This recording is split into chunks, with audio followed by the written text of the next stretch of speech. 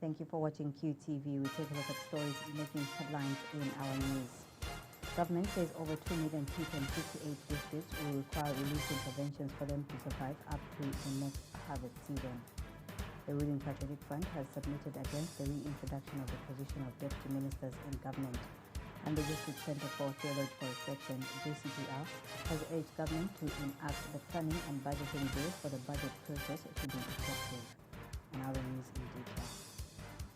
Minister in the Office of the Vice President, Oliver Piri, says over 2 million people, representing 388,364 households in 58 districts, will require relief interventions for them to survive up to the next harvest season.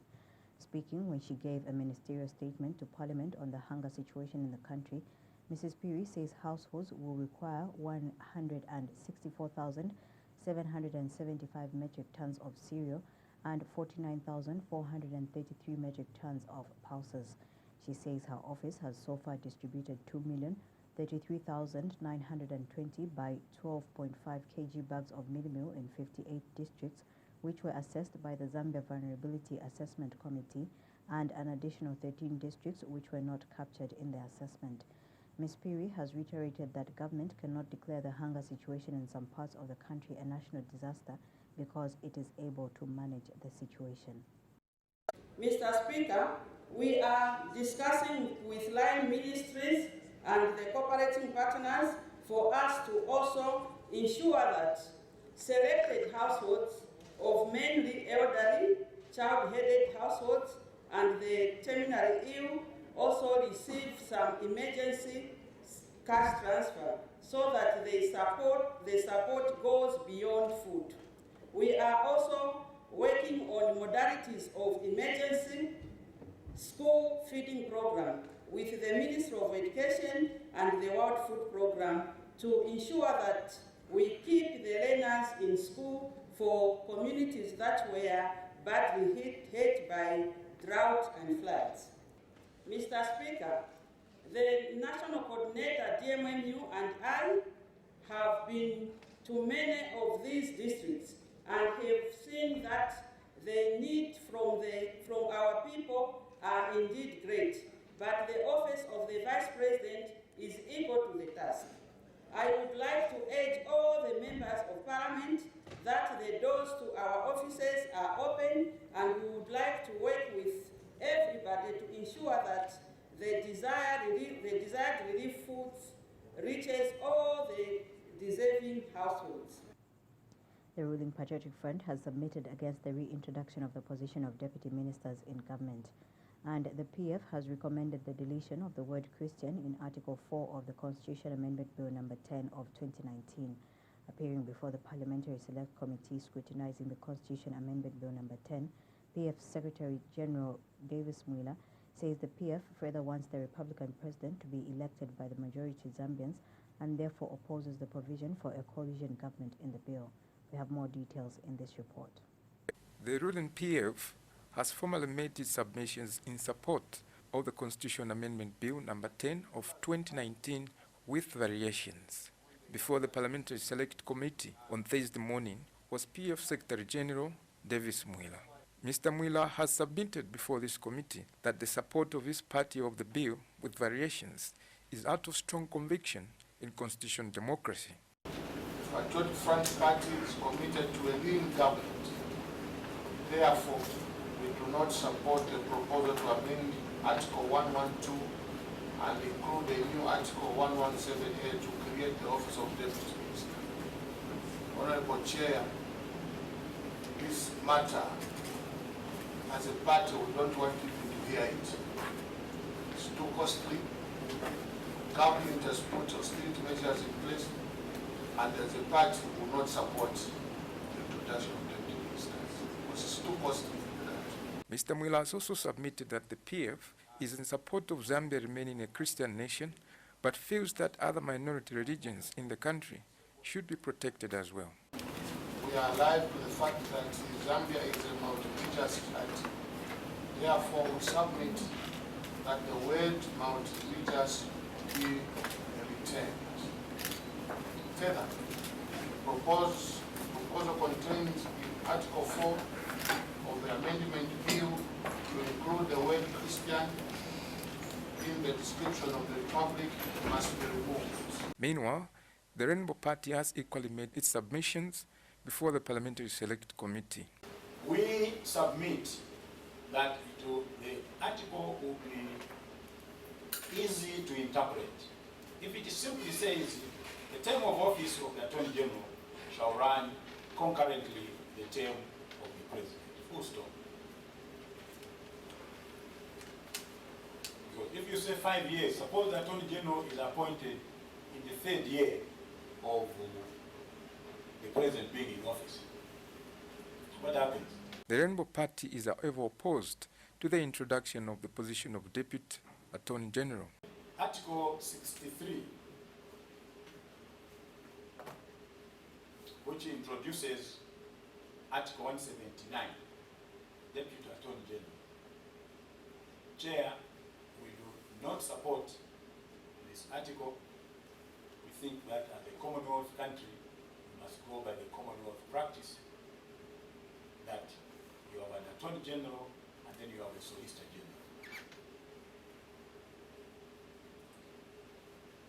The article doesn't even tell us how the Deputy Attorney General is going to be appointed. While the ruling PF has openly opposed the introduction of deputy ministers, the Rainbow Party is however on record of having supported their introduction. Lazarus Ichula, QTV News. 11 members of the Cleaning Association of Zambia have been detained after conducting citizens' arrest on Shoprite Zambia General Manager Charles Botha for allegedly abrogating statutory instrument number 22 of 2019 by continuing to use foreign cleaning companies. Police spokesperson Esther Mwatakatongo has confirmed the development to QTV News. Ms. Katongo says the 11 people who conducted a citizen arrest on Mr. Botha have been detained for conduct likely to cause the breach of peace. More details in the following report.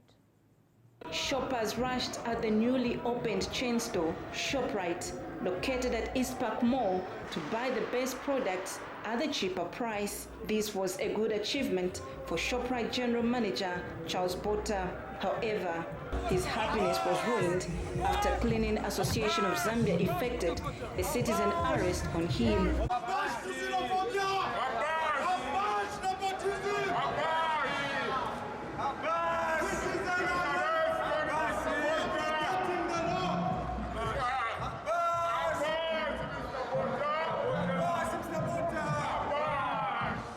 Early this year, some members of the Cleaning Association of Zambia protested against Shoprite management, urging it to cancel the contract it has with Mr. Clean, a South African-based cleaning company. This was after President Edgar Lungu signed statutory instrument number 22 of 2019 that makes the cleaning contracts oppressive of Zambian cleaning companies. They presented a petition to Shoprite Zambia General Manager Charles Botha. Come in peace, and now we are taking our presentation to management of Shoprite through Mr. Botha's office. Now we are walking to Mr. Botha's office. Funny. Don't be funny. Just go and give him. He's there. What's the problem? If you want to, we'll go and open the door. Is it a problem? Do you want us to go there? Knock on the door, tell him that there are people. You haven't even knocked. You haven't even called him on the intercom.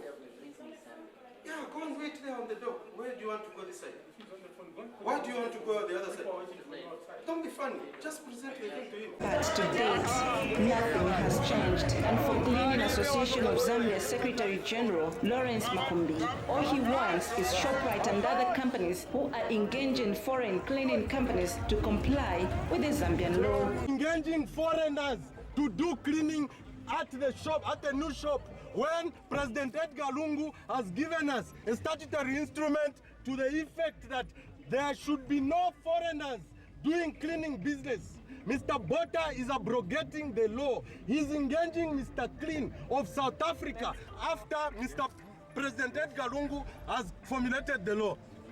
So this is a citizen arrest. Because I know they have reported to you wrongly.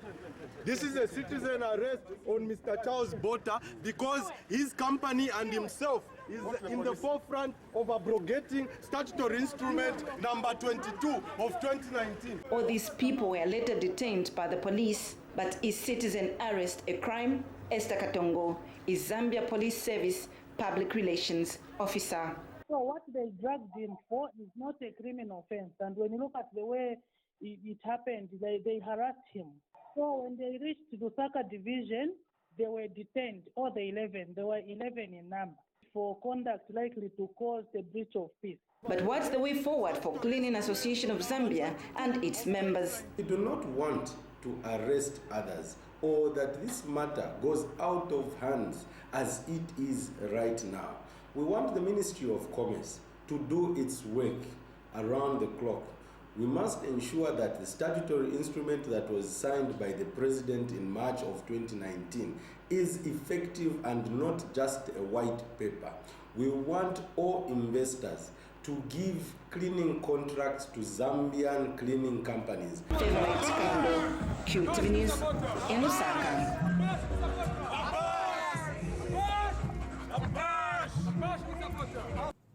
The Jesuit Center for Theological Reflection, JCTR, says there is need for government to enact the planning and budgeting bill for the budget process to be effective in contributing to inclusive growth and reducing inequality.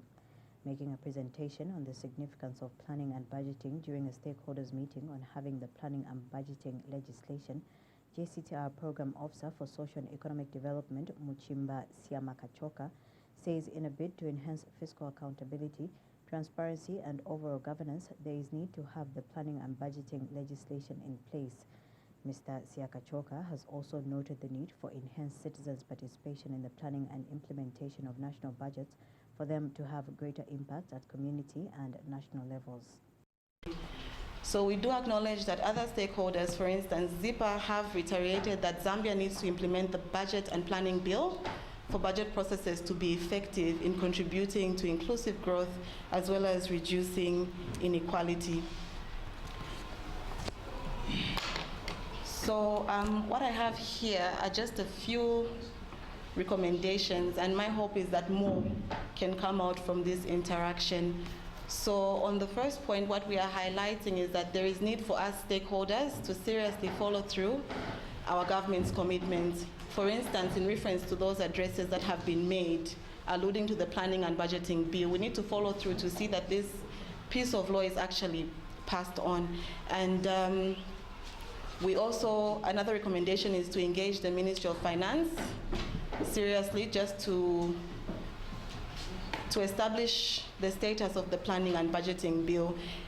I believe when people know what Speaking at the same event, JCTR Programs Manager for Economic and Social Development, Innocent Ndashe, has wondered why the enactment of the Planning and Budgeting Bill has dragged for about 10 years. Mr. Ndashe is, however, hopeful that the stakeholders meeting will help enhance the process of enactment of the bill. Largely causing this, I think it's the whole question of that we should be addressing in this particular meeting to say what is the problem. Most of our citizens actually participating or taking part, for example, in formulating the national budget. And this is where, for example, because there is no legislation or that tries to maybe foster or facilitate that, possibly this is where the challenge is coming in. It could be also, this is where the whole question of having citizens' budget to be easily accessible. Also, maybe it's all injured, it's all. The Opposition United Party for National Development, UPND, has described it as irresponsible intentions by government to increase electricity tariffs by 75%. UPND General Secretary Stephen Katuka says it is disheartening to note that the ruling Patriotic Front is ready to sacrifice the 17 million Zambians by subjecting them to high electricity tariffs. Mr. Katuka says increasing electricity tariffs will be punishing citizens who are already hurting. He says Zambians are hurting as a result of hunger.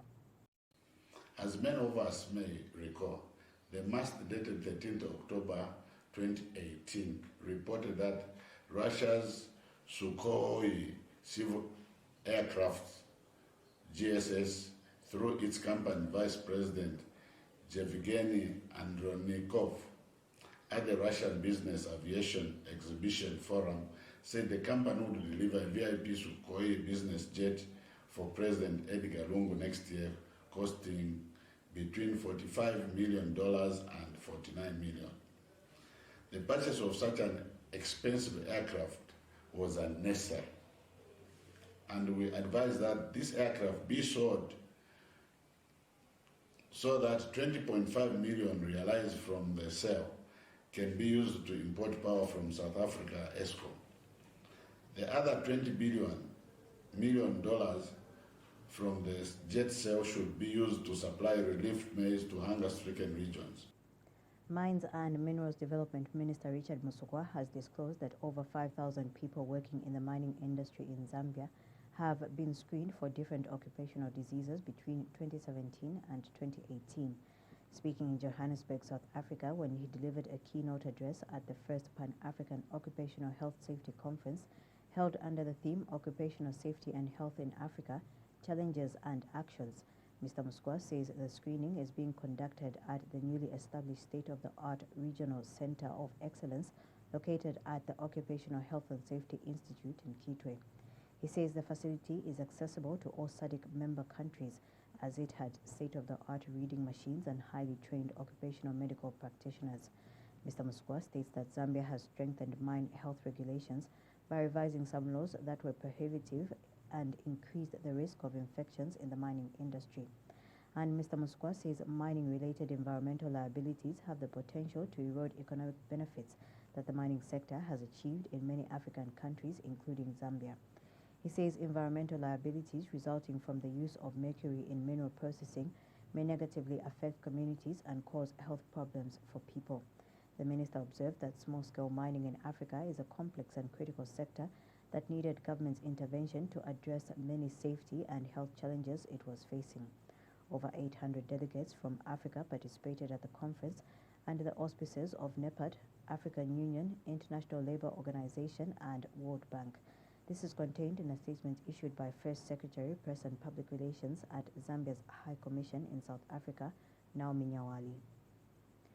Caritas Zambia has urged all former ministers to respect the order and decision by the Constitution Court ordering them to pay back all the money they accumulated after the dissolution of Parliament in 2016 on moral grounds. Caritas Zambia Executive Director Eugene Kabirika says no interference is expected from President Edgar Lungu in this issue, but that the money should simply be paid back. Mr. Kabirika says relevant government institutions should now do the calculations regarding how much each one of those affected should pay. Has also urged citizens to demand for what is theirs from the former ministers. I think that first of all, the ruling that was made by the Concord is what was the feeling of many Zambians, that it was not correct for the ministers to continue functioning when Parliament was dissolved, because primarily the institution that created minister had dissolved. So there was no moral reason for anyone to continue working, apart from the president who was constitutionally allowed to do so.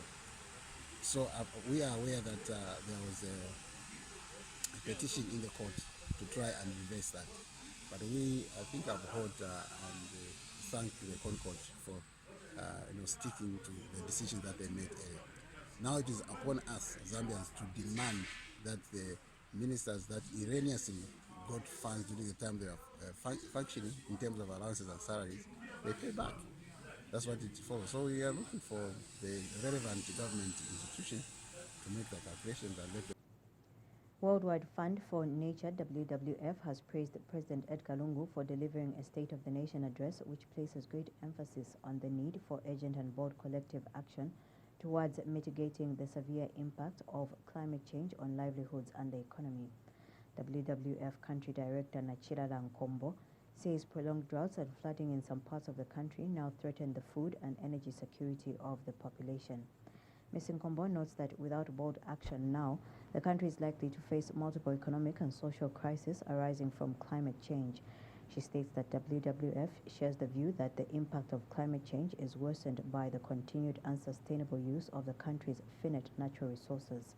Ms. Nkombo says Zambia's developmental model must be one that is embedded in strategies that promote a balance between the needs of the economy today and the necessity for the environment to maintain its ability to replenish the biodiversity assets needed to support the economy and the sustainable development agenda. As a country, we are lucky that under this government, we have in place what is called the Water Resources Protection Act of 2011, which actually provides for protection of water sources. However, there has been a lag in terms of implementation, but if you look at the range of problems, threats that we are faced now, it's critically important that the Ministry of Water Resources and the Ministry of Lands put up an action plan that's going to ensure that at least the 12 sensitive water source areas are actually protected because the law actually provides for it. We're also calling on the government to join what is called the African Forest Restoration Program, which is a program that's aimed at restoring 100 million hectares of deforested land across the African continent. This is critically important not only because of the range of benefits that we get from forests. Zambian Youth Association in the Fight Against Corruption, ZIAFAC, has described as lame the excuse of poor funding by the Anti-Corruption Commission for its failure to effectively carry out its mandate. During the launch of the 2019 Zambia Bribe Pairs Index report, ACC Chairperson Justice Anderson Zikonda said the commission is poorly funded, thereby making it difficult to carry out its mandate effectively. But ZIAFAC Executive Director Maurice Malambo says the Commission should stop using the lack of funding as an excuse for its inefficiency and incompetence. Mr. Malambo has wondered how poor funding can stop the Commission from tracing the true owners of the 48 housing units it has seized in Lusaka. He has told QTV News that the Anti-Corruption Commission should be reminded that there is no government department in Zambia that has received its full budgetary allocation due to the limited resource envelope.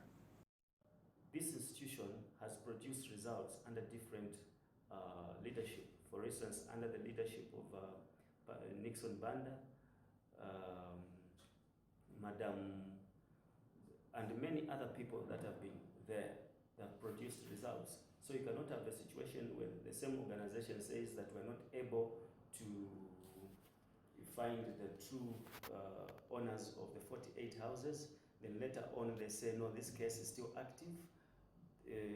How can the same institution or leadership of that institution oscillate between two extreme positions? For us, we believe that it is more of incompetence, lack of seriousness, and therefore we urge them, as much as there is need to audit some of the setbacks in the fight against corruption on the part of the Anti-Corruption Commission, we must be honest with ourselves that we must not start playing politics. Ministry of General Education Permanent Secretary Jobix Kalumba says government's decision to reduce school fees has resulted in an increase to access to education in the country. Mr. Kalumba has told QTV News that a lot of children who dropped out of school because their parents could not afford to pay for their education are now back in school. He says government is committed to ensuring that education is made affordable to all citizens. Mr. Kalumba states that this is because government recognizes the importance of education to the country's future. Government decision to reduce school fees has increased access to education. A large number of our children who could have fallen off today, they are back into school because the school fees are now affordable. Education is the foundation of this country. And if you don't invest in the education of your people, then there's no future for the nation, isn't it? So now, how do we make education accessible? It is only when you make it affordable. And that's what government has done. And I'm calling upon all the educationists, head teachers, whatever they are, let's move with this vision because we are laying a better foundation for tomorrow. It's quite impressive. The Basic Education Teachers Union of Zambia Betus and the Zambia National Union of Teachers Zanut has called on the Zambia Police to quickly bring to book those who raped the 2 female teachers in SUMBWE district in separate incidents. Betus spokesperson Kabikaka Kunta has also appealed to the community leadership in the area to help bring those involved to book. Mr. Kakunda has told Q News that the union is disgusted by what he has termed as barbaric acts. Mr. Kakunda says the union will soon be traveling to SUMBWE on a fact-finding mission, as well as check on the safety of female teachers in the district to avoid future occurrences. He says should it be established that the safety of the teachers in that area is not guaranteed, the union will not hesitate to recommend to both the Teaching Service Commission and the Ministry of General Education to move out all female teachers from the area. And if we begin to hear such things, that our teachers now are at risk of rapists, of people who do not understand the value of education, we say they don't understand, because we know when you disturb a teacher, you have disturbed over 100 children who are supposed to be taught by that teacher. And for those two teachers, I think as a union, we are disappointed and we are at pains. We don't even have better words to talk about it, but only to indicate that we are moving into SUMBWE as quickly as possible so that we are able to check through what is happening, how safe are our teachers in that area. And when we see that the safety is not guaranteed, I think we will remain with no option but to begin to engage the Teaching Service Commission and the Ministry of Education to make sure that our female and our teachers are moved out of SUMBWE in the areas which we don't deem to be safe. And the Zambia National Union of Teachers spokesperson Joe Kasaka has called on the Zambia Police Service to thoroughly investigate the matter and bring to book the perpetrators. We are only appealing to the police that they should do a thorough investigation and bring the perpetrators to book, because we are really saddened that our teachers who are trying very, very hard, especially female teachers, to go and reside in rural setups, even when the situations are not so conducive. But the people in the same setup are ending up raping our teachers, which we are saying is very, very bad, because already most of our teachers have become now psychologically disturbed, and each time they begin thinking of rural places to go to and work, they are not feeling at ease. So what we are trying to say is that we want a situation where these people that are in a habit of raping women, raping our teachers, these people must be discovered, and once they are discovered, we expect the courts also to carry out heinous sanctions on these people that rape other people. Zitukule Consortium Executive Director Nicholas Piri says he has very low expectations that resources which will be allocated in the 2020 national budget will help spur economic development. Mr. Piri tells Q News that from the recent presidential address to Parliament, which attributed most of the challenges the country is facing to climate change, it is obvious that more resources will be channeled to programs of climate change, which he believes will have little impact on economic growth and poverty alleviation. He states that nothing new or meaningful, therefore, is expected from the 2020 national budget to help in poverty alleviation and economic growth. If you look at the state of national address by the president, most of the emphasis, in fact, all the emphasis was put on the fact that we are where we are today economically because of the climate change, but also because of debt, and also because of the high non-productive emoluments that we are paying. And so you expect to see that maybe in the budget 2020 there will be a lot more money put on climate change mitigation measures and a lot of money put on debt servicing. Either way, that will not spur economic growth and move people out of poverty. And so based on the state of the national address, our expectations about the 2020 budget are really, really low, and we look forward to a surprise. Maybe it may be not what we expect, but I can tell you that our expectations currently are extremely low on the basis of the state of the national address by the president.